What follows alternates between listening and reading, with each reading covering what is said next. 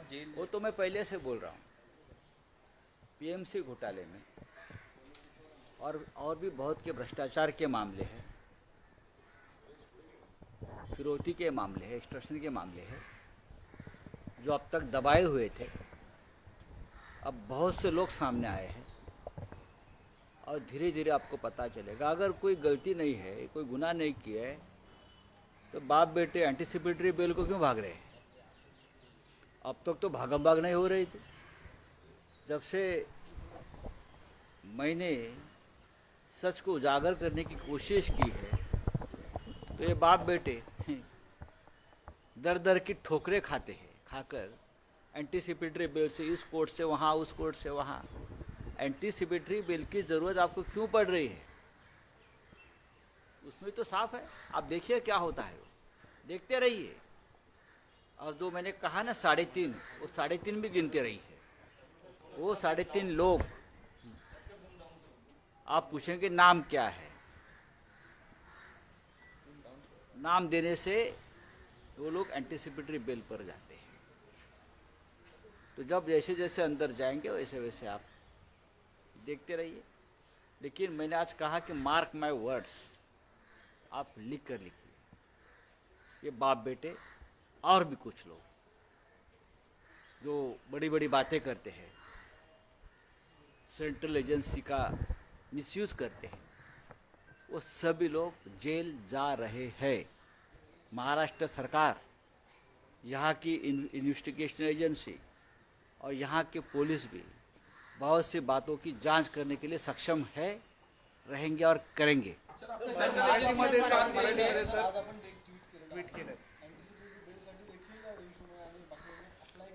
नाही, अप्लाय नाही, फेटाळला, माहिती होऊन बोला।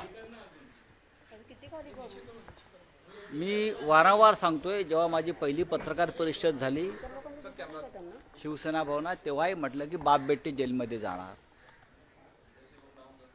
आतापर्यंत तुम्ही इतरांना धमक्या देत होतात, याला जेलमध्ये पाठवू, त्याला जेलमध्ये पाठवू। मग तुम्ही अटकपूर्व जामिनासाठी धावपळ का करताय? आतापर्यंत कोणताही गुन्हा दाखल नाही, कोणत्या गुन्ह्याखाली तुम्हाला अटक होणार आहे याची अजून स्पष्टता नाही। कोर्टाने विचारलंय ना, आणि सरकारने सांगितलं आहे की पीएमसी बँक घोटाळ्यात तुम्हाला अटकेची भीती वाटत असेल ते तसं सांगा। पीएमसी बँक घोटाळ्यात जर तुम्हाला अटकेची भीती वाटत असेल तर तसं सांगा, असं सरकारी वकिलांनी सांगितलं। ते मी आता वाचलं, मी का पाहत नाही अशा केसेस, फार किरकोळ केस आहे, पण जेलमध्ये जाणार अशी हे एक प्रकरण नाही आहे, अशी अनेक प्रकरण आहेत ज्या प्रकरणामध्ये हे बाप बेटे जेलमध्ये जातील। त्याच्याबरोबर अनेक अधिकारी, तपास यंत्रणा, केंद्रीय, त्यांनी इथे जे काय घोटाळे करून ठेवलेले आहेत, किडनॅपिंग, टेररिझम, वसुली, अशी अनेक प्रकरणं समोर आलेली आहेत पुराव्यासह। त्यातली काही प्रकरणं मी काल प्रधानमंत्री कार्यालयामध्ये सुपूर्द केली आहेत, काही ठेवली आहेत पुराव्यासह। हे अधिवेशन संपलं की त्याच्यावरती मी समोर येऊन सांगेन। पण ज्या अधिकाऱ्यांना वाटतं इथे की आमचं राज्य आहे केंद्रात, ते भ्रमात आहेत। महाराष्ट्र सरकारच्या तपास यंत्रणांना सुद्धा महाराष्ट्रात झालेल्या भ्रष्टाचारावर, खंडणीवर, इतर काही गोष्टींचा तपास करून आरोपींना अटक करण्याचा अधिकार आहे, हे त्यांना मी सांगू इच्छितो आणि मीही ऑन रेकॉर्ड सांगतो आहे। आपण आधी देखील असं आपण एका प्रकरण आणले की म्हणाला की या प्रकरणात काही निष्पन्न होणार नाही। आज देखील ते समोर आलेलं आहे। आर्यन खान प्रकरणामध्ये जे एसआयटी स्थापन केली होती, आपण पाहिलं असेल, मी तुम्हाला सांगतोय ना, आर्यन खान प्रकरणामध्ये सुद्धा एसआयटीने सांगितलं की त्या मुलाकडे ड्रग सापडलंच नाही। म्हणजे मोठा बनाव केलात तुम्ही, असाच बनाव तुम्ही आमच्या बाबतीत करताय, प्रत्येकाच्या बाबतीत करताय। हे उघड होईल, हे उघड होत आहे आणि मी समोर आलो आहे आता। लक्षात, आतापर्यंत मी यात पडलो नव्हतो, आता मी तुमच्या प्रत्येकाचे मुखवटे उतरल्याशिवाय राहणार नाही आणि तुम्हाला जेलमध्ये पाठवल्याशिवाय राहणार नाही। I repeat, mark my words. Sir, Aryan Khan case में जो एसआईटी की रिपोर्ट आई है हिंदी में सर, एक हाँ, क्या है? आर्यन खान के मामले में जो एसआईटी की रिपोर्ट आई है एनसीपी की तरफ से, यही तो है ना, रिपोर्ट आई है ना, सच सामने आया है ना।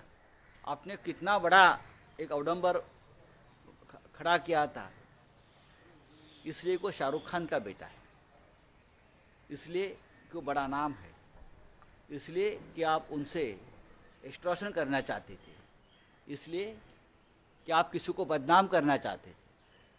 यही सब आप हमारे बारे में करना चाहते हो, लेकिन आप हार जाओगे। सर, आप पहले से कह रहे हैं कि सेंट्रल एजेंसीज का मिसयूज हो रहा है, हो गया है। आर्यन खान के प्रकरण में आपने देखा ना, बहुत सी बातें सामने आ जाएगी, क्योंकि मैं लड़ रहा हूं, मेरी पार्टी लड़ रही है, शिवसेना, उद्धव ठाकरे जी लड़ेंगे, हर शिवसैनिक लड़ेगा, महाराष्ट्र के हर गांव का व्यक्ति लड़ेगा ये लोगों के खिलाफ। सर, यूक्रेन में जिस तरह से इंडियन फंसे हुए हैं, यूक्रेन में काय वाटतं भारत सरकार त्यांना लवकरात लवकर तिथून भारत सरकार सक्षम आहे, पण भारतीय जनता पक्ष जे सरकार चालवत आहेत ते निवडणुकीमध्ये अडकले आहे, त्यांना वेळ नाही आहे, त्यांना उशिरा जाग आली आहे। त्यांना उशिरा जाग आल्यामुळे आमच्या मुलांना अशा प्रकारे अपमानित व्हावं लागतं आहे। पोलंडच्या सीमेवर, बरं का, रोमानियाच्या सीमेवर, हां, त्यानंतर युक्रेनच्या सीमेवर अक्षरशः लाथाबुक्क्याने मारलं जात आहे, उपाशी ठेवलं जात आहे, त्यांच्यावरती अत्याचार केले जात आहेत। एक तरुणाचा तर एका विद्यार्थ्याचा मृत्यू झालेला आहे, आणि तुम्ही राजकारण करताय। हे आम्ही करतोय, तुम्ही, हे देशाचं कर्तव्य आहे, हे तुमचं कर्तव्य आहे। मनमोहन सिंग यांनी सुद्धा कुवेतच्या युद्धाच्या वेळी 16,000 लोकांची सुटका केली होती, एवढा गाजावाजा केला नव्हता। करा, पण आमच्या मुलांचे प्राण वाचवा, इतकंच मी सांगेन। सर, हिंदी में जानना चाहेंगे यूक्रेन वाले मामले में स्टूडेंट्स पर। देखिए, यूक्रेन वाले मामले में जो सामने आया है, ये मैं भारत की नाकामी नहीं मान रहा हूँ। देश हमारा मजबूत है, देश को बहुत रिस्पेक्ट है, लेकिन जो सरकार चला रहे केंद्र में, वो चुनाव में इतने व्यस्त है, प्रचार में इतने व्यस्त है, चाहे उत्तर प्रदेश हो चाहे और राज्य में। अभी उनको जाकर टाइम मिला है, जब वहाँ आक्रोश हो रहा है यहाँ देश में, तब वो भागम भाग चल रही है।